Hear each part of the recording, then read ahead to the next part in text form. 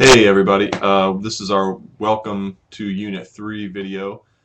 I just want to take you through the readings and the overall theme for the week and let you know the deliverables that are going to be coming up this week here in Unit 3.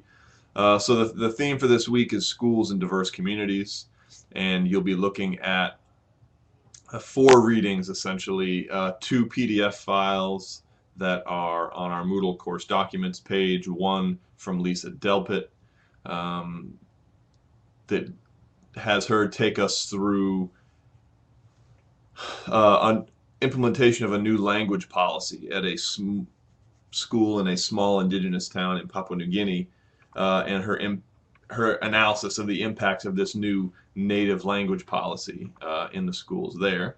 The second piece is by Bowman and Deal, and it's a look at a Navajo school in New Mexico and how they incorporated the school or the culture of the students' homes into the culture of the school, from architecture to activities to routines and a whole host of things. Those two sort of give you little case studies of schools that have gone out of their way to bridge the school-home divide for their non-dominant students. The chapters out of the yellow book you'll be reading, there's two this week. One is by Luis Lausa, which deals with the school as a point of cultural interchange. Given the increasing diversity of the public school population in the U.S. in terms of race, in terms of socioeconomics, in terms of language, and the relatively stable white English-speaking teaching force. Our population is changing at a much faster rate than our teaching population is. That schools increasingly become a point where students are encountering a whole set of cultural norms that may be new to them, and teachers are more likely to encounter students from different cultural backgrounds from themselves. So Lausa takes us through a couple of programs and some theoretical background for understanding school as a cultural contact location. I also want to draw your attention to some of the sections, pages 87 and 88 and 89 are his recommendations section. You may want to flip the corner down on those pages, because as you get to recording your revised plans at the end of the semester, that's a nice place if one of the areas you'd like to work on for your school is increasing cultural competence for the teaching staff. There's a bunch of good suggestions there that you might want to borrow for your plan. That's chapter 4. Chapter 5 out of the yellow book is by Ronald Taylor, looking at the social and family influences on social and emotional well-being of African American students. Here in New Orleans, this is of primary concern for us, and we want to make sure that you've got a good empirically based picture on what impacts social and emotional development, academic achievement, and what doesn't. Much of the current debates sort of locate the school as the site where all the magic happens, and the outside of the school as being something that needs to be overcome or is a deficit that kids bring with them. This chapter tries to lay a few lines in the sand by examining that there are challenges that students from low-income, racial minority backgrounds can bring to school based on our highly segregated society and the way we dole out housing, job opportunities, healthcare, etc.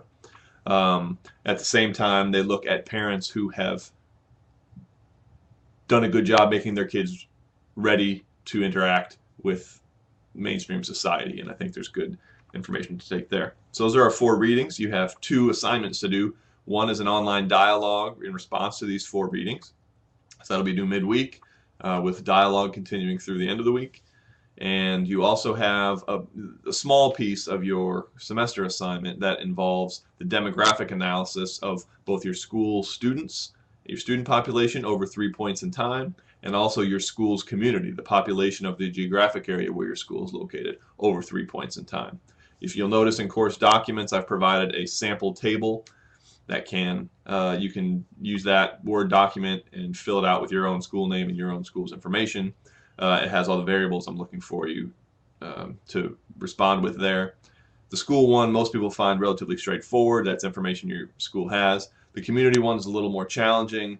Some of us have really small attendance boundaries. Some of us have citywide attendance boundaries that cross school lines and whatnot. And so I want you, the goal is to get as narrow a geographic picture as you can of where your students come from. So if I'm at Ben Franklin High School on campus of UNO and I draw from students all across Orleans Parish, then that makes the most sense to me, is to use demographic data from Orleans Parish.